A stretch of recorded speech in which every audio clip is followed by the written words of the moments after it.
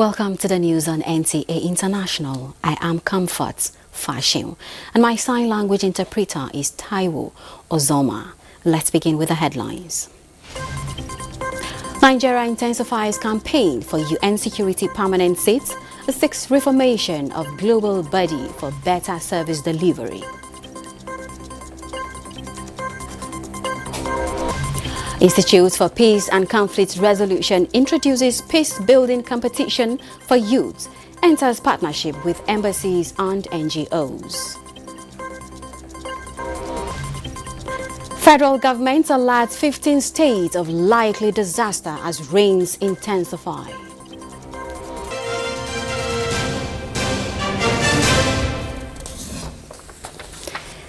President Bola Tinubu has delivered a strongly worded reform policy proposal to the United Nations, warning that the global body must restructure or face irrelevance as world events increasingly bypass its influence.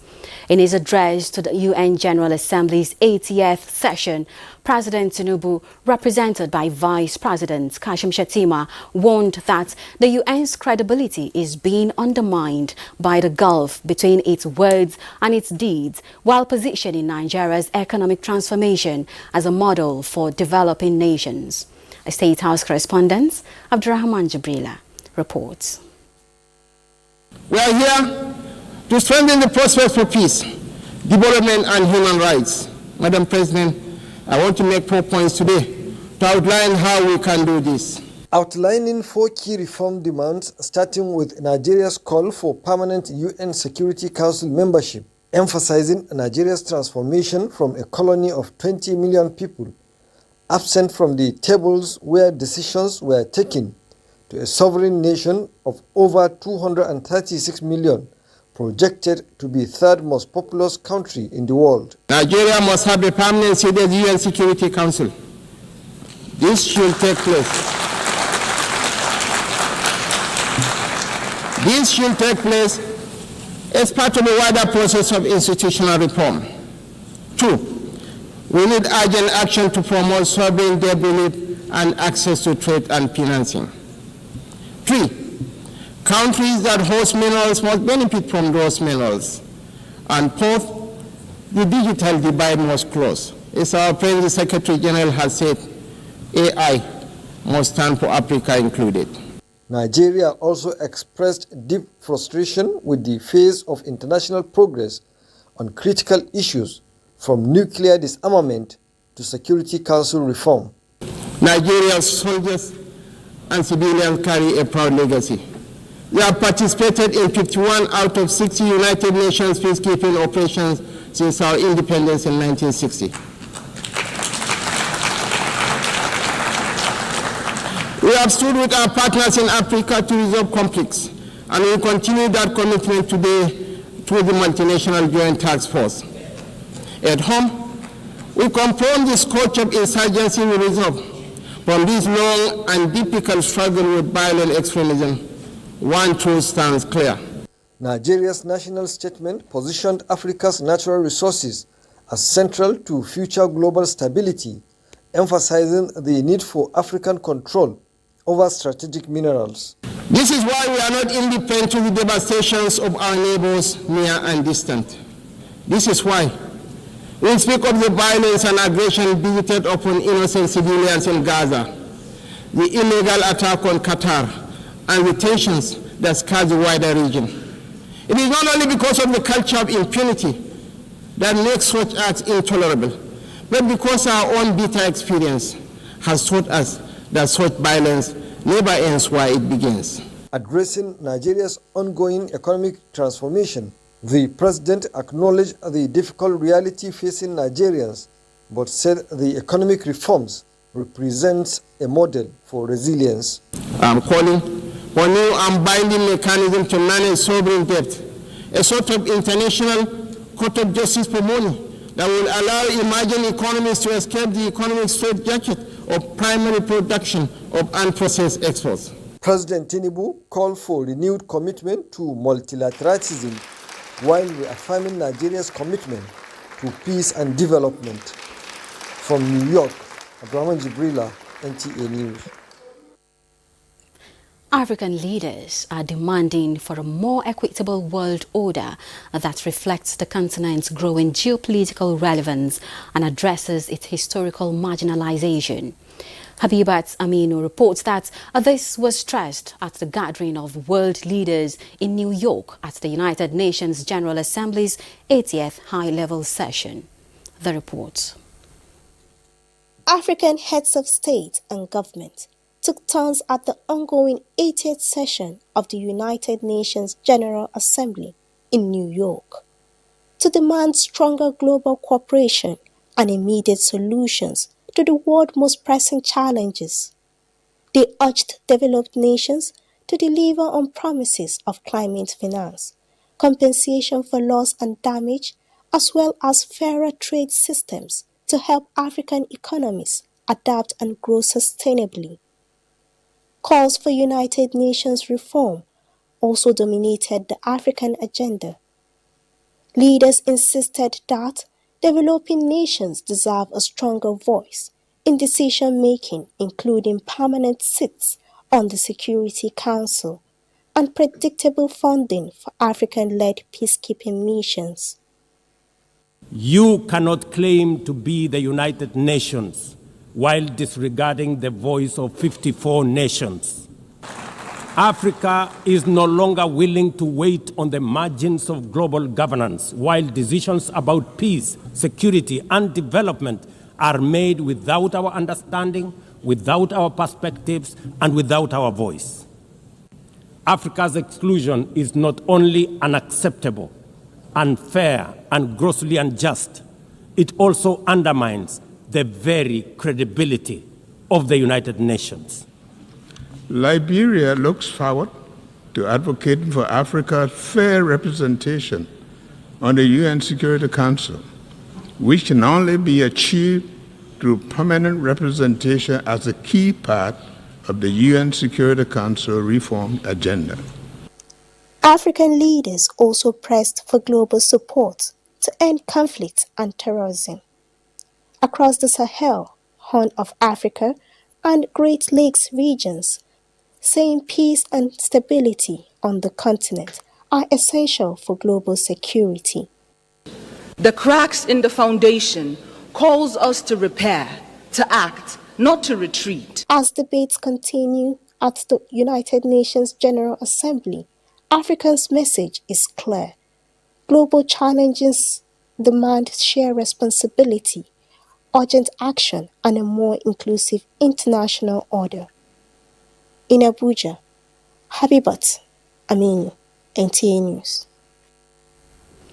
A nationwide school meal crisis has evolved in Indonesia, where hundreds of children have been hospitalized following a surge in food poisoning cases linked to a government free lunch program.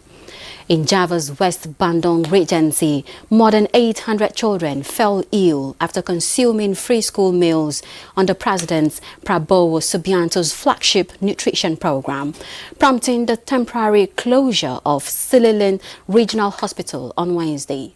The facility was overwhelmed by the influx of patients, forcing doctors to treat children on foldable beds and corridors and lobbies. Health Authority says the situation is now under control following the deployment of extra ambulances, personnel and medical supplies. Federal government has pledged its sustained partnership with the Hungarian government to increase access to clean and safe water in the country. Minister of Water Resources and Sanitation, Professor Joseph Utsev, stated this when he received the Hungarian ambassador to Nigeria, Laurent Endrefi, and the Economic Counselor, Embassy of Hungary in Nigeria, Judith Beres, in his office in Abuja. In a statement by the Director, Information and Public Relations, Fumi Imwetian, Professor Utsev acknowledged the long-standing relationship between the two nations, underscored the importance of a stronger collaboration, especially in the areas of knowledge sharing and ideas for effective water management. The minister assured assured them that his ministry and its agencies will work in synergy with the Hungarian embassy for effective participation in the forthcoming Nigeria-Hungarian Water Forum taking place this year. The Hungarian ambassador to Nigeria, Laurent Endrofy, explained that the visits was to seek stronger collaboration in water and dam management, as well as to invite the minister for the forthcoming Nigeria-Hungarian Water Forum 2025.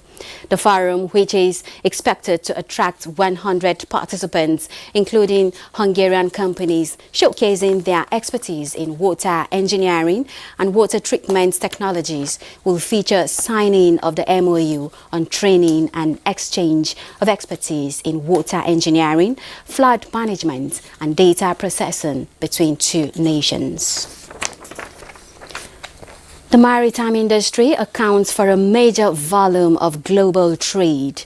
It sustains livelihood and feeds millions across the world. Yet it poses risk to marine biodiversity through pollution, overfishing, and habitat destruction. This is why the International Maritime Organization, IMO, is focusing on healthy and safe ocean practices in the commemoration of the 2025 World Maritime Day.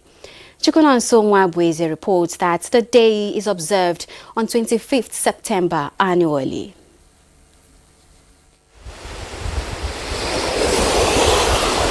The ocean, no doubt, is the lifeblood of the planet, regulating the climate, producing oxygen, sustaining livelihood, as well as feeding millions across the globe, and serving as the mainstay of global trade, with over 80% of world commerce transported by sea. However, the ocean, reports have shown, is under severe threat from plastic pollution, rising sea temperatures, acidification, and overfishing, which requires greater commitment through policies and actions by governments and other stakeholders for lasting solution. This administration, under the renewable agenda, recognizes the enormous potential for marine resources, not only as a revenue source, but as a pillar of economic diversification, environmental sustainability, and national security. Indeed, with the coastline stretching about 853 kilometers and Nigeria's location along the Gulf of Guinea, one of the most strategic maritime corridors in the world, we are well positioned to harness significant economic opportunities from shipping, fisheries, coastal tourism, offshore energy, and marine biotechnology. We're developing underwater robotics that will pick up these nodules, which are these rocks that are deep into the ocean. We have developed technology that will pick these up in a selective way where the robot stays hovering over the seafloor as we pick up these nodules. The vision system on the vehicle identifies life, leaves life undisturbed, and also leaves a proportion of nodules completely undisturbed as we pass over them. That way we ensure we maintain the function of the ecosystem. IMO, here we go. Let's protect the ocean. With the theme, Our Ocean, Our Obligation, Our Opportunity, this year's World Maritime Day serves as both a reminder of humanity's dependence on the ocean, as well as a call to action for the maritime industry and global community to take strong measures in preserving the blue planet. Chukwunanso Nwabweze, NTA News. Minister of Marine and Blue Economy, Adegboyega Oyetola, has reaffirmed Nigeria's commitment to ocean stewardship, maritime security, and sustainable blue economic growth. At an event to mark the 2025 World Maritime Day in Lagos, Oyetola said the theme of this year's commemoration, Our Ocean, Our Obligation, Our Opportunity, underscores the urgent need for collective responsibility in protecting the ocean and unlocking its vast economic potential.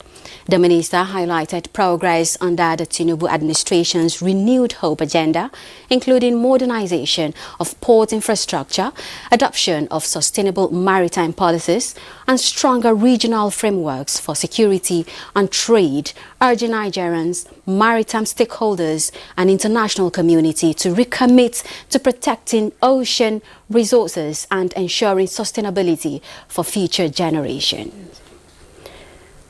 All right, let's take a breather. We'll be back with more news. Stay with us. All right, to talk more on the maritime policy, joining us now is to discuss further on the World Maritime Day is an expert in maritime operation, Dr. Caleb Danladi. Thank you for joining us. Thank you very much for having me, and good evening, viewers, and happy International Maritime Day. All right, our ocean, our obligation, our opportunity is a theme for this year's World Maritime Day celebration. Help us put this in perspective. Okay, today is a very significant day in the global trade, particularly in the shipping industry. Shipping industry account for over 80% of global trade. So this day is celebrated annually. It started in 1978 to commemorate the 20th anniversary of International Maritime Organization, which is a specialized agency of United Nations that deal with maritime safety and security. Every year we celebrate International Maritime Day to showcase what the IMO are doing in terms of maritime safety, maritime security, and sustainability of the environment, and also to identify what shipping is doing to the global trade. The theme for this year is our ocean, our obligation, and our opportunity. Our ocean, it shows the collective responsibility of everybody. The International Maritime Organization, the government agency, the private sectors, the shipping companies, and every one of us, we have the duty and we have the obligation. Over 90% of global trade is being moved by ships. That's to show you the importance of our ocean. And our ocean is also a home to millions of species. It's also a source of food for thousands of people, and also a source of employment opportunity for thousands of people. According to United Nations Development on Trade and Development, it says the blue economy is capable of generating $1.5 trillion per annum. So you can see how important our ocean is. And it's also capable of creating over 350 million jobs per annum. That is very, very crucial. When it comes to our obligation, we have an obligation to protect the marine environment. We have an obligation to ensure that ships are safe. All right. The International Maritime Organization have done a lot when it comes to formulation of policies. For instance, they have formulated policies in terms of pollution, MAPOL, which has to do with regulation for the prevention of pollution from ships, from oil, from air, and from harmful substance in bulks. All right, let's narrow it down to Nigeria. With the renewed vigor to make success of her Blue Economy Initiative now, what are the roadblocks we need to clear to effectively harness our maritime resources? Okay, first of all, I think Nigeria has done a lot when it comes to blue economy. With the creation of the new Ministry of Marine and Blue Economy from the Ministry of Transport, a lot of efforts have been made. And also with the new National Policy on Marine and Blue Economy. However, there are still some roadblocks that need to be cleared. For instance, we need to invest in infrastructure, modern infrastructure in our port system. We also need to adopt digitalization. I'm very happy that the Maritime Single Window System will soon take effect. That will reduce a lot of administrative bottlenecks that have to do with cargo, documentation, multiplicity of government agencies. We also have to revisit the Cabotage Act, the Coastal and Inland Shipping Cabotage Act, which says all vessels must be built by Nigerians, they must be owned by Nigerians, they must be built in Nigeria, they must be 100% crewed by Nigerian. So that will be able to address a lot of indigenous participation in shipping. And I'm happy that the waiver that have been granted will soon be stopped. So that's a very good step in the right direction. We also need to invest in infrastructure such as the connectivity between the ports and the hinterland. Most of the roads are not in good condition. So we need to invest in rail and road transportation. And also we need to also focus our mind on inland transportation for moving of containers from one destination to the other is very, very crucial. And most important thing, human capital development is crucial when it comes to blue economy, we need to invest in people. We need to invest in human capital development. We need to train our cadets because the world is falling short of seafarers. So we need to train these seafarers. Even though a lot of efforts have been made, however, we still need to do more when it comes to training and development. All right. Thank you very much, Dr. Danladi Caleb. He's an expert in maritime operation. Thank you for having you in the studio. Thank you for having me. Moving on, Nigeria is taking a step further, fostering peace-building initiative with a competition to be opened to all states and zones across the country. The initiative, which is targeted at the youth and younger generation, is to make peace building a skill and model for the future generation. The several countries and organizations are involved in the partnership to produce peace building. Ambassadors from various zones of the country. At the launch of the 2025 Peace Creative Competition, the Director General of the Institute, Dr. Joseph Ochogo, who was represented, is optimistic that the competition will create a stage for the youth to be more engaging in peace-building initiatives and create a more harmonious future for Nigerians. The initiative and contribute meaningfully to achieving the overarching goal of President Bola Ahmed Tinubu's renewed hope agenda for a peaceful, secure, inclusive and progressive Nigeria. For the years since Nigeria's independence and since the founding of the People's Republic of China, our two peoples have been standing together and working together to promote peace and development and prosperity across the world. Peace has to be viewed as a life skill. Just like you teach your children to swim, life skills are things that we need to better our lives. We need to make sure that we have safe, secure lives and we're able to have the fullness of what we have. If peace is the capacity to order our interactions, engage governance, address conflicts, to enable meaningful coexistence and growth, then it should be considered a life skill. Federal government says the 1,068-kilometer Sokoto-Badagry superhighway is not just a road, but a transformational national infrastructure that will redefine Nigeria's socio-economic landscape. Minister of State for Works, Mohammed Bello Goranyo, stated this at an inspection tour of the ongoing Sokoto-Badagry superhighway project in Sokoto State. In a statement released by the Minister, Aid Abdullahi Amin Mohammed, said the tour provided the Minister with first-hand insight into the pace, quality and challenges of the project. The inspection covered strategic communities including Silame, Katame, Gade and Benji in Sokoto State, where massive construction activities are currently ongoing. He expressed satisfaction with the progress of works recorded so far, commending the contractors for their dedication, efficiency and adherence to international construction standards. 69 communities in 15 states have been alerted to possibly devastating flooding in the next 2 days. This alert comes as major dams across the country are spilling excess water, causing water levels in waterways to rise. Let's join Musa Baba Aliu for more details.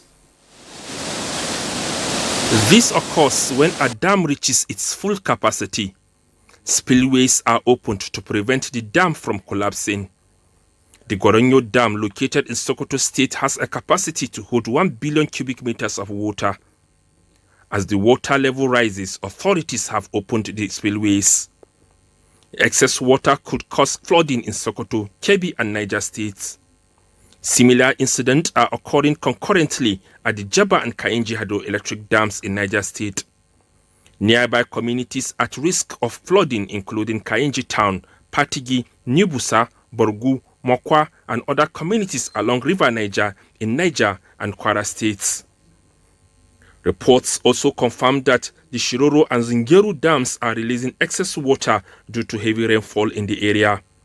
To this end, 15 states and 69 communities have been put on alert as rainfall intensifies across the country. This information is contained in a statement from the Ministry of Environment's National Flood Early Warning Center. The advisory lists Adamawa, Anambra, Bayelsa, Borno, Delta, Edo, Imo, Kano, Katsina, Ondo, Oyo, Rivers, Sokoto, Taraba and Zamfara State as the risk states. Residents, local governments and emergency response teams are advised to remain vigilant and implement precautionary measures. The ministry emphasizes that this alert is part of its ongoing early warning system to reduce risk during the peak rainy season. Musa Baba Aliyu, NTA News. INEC today held a strategic meeting in preparation for the forthcoming Anambra State governorship election, the area council election in the Federal Capital Territory (FCT), and the conduct of party primaries for the Ekiti and Osun State governorship elections. The meeting, presided over by the INEC chairman, Professor Mahmood Yakubu, also approved the 2025 promotion of 471 deserving junior staff of the Commission on the recommendation of the Appointment, Promotion and Disciplinary Committee in line with the staff conditions of service. INEC chairman, Professor Mahmood Yakubu, at the meeting assures the people of Anambra State of a transparent exercise. Thank you for being a part of the news. I am Comfort Fashion, and my sign language interpreter is Taiwo Ozoma.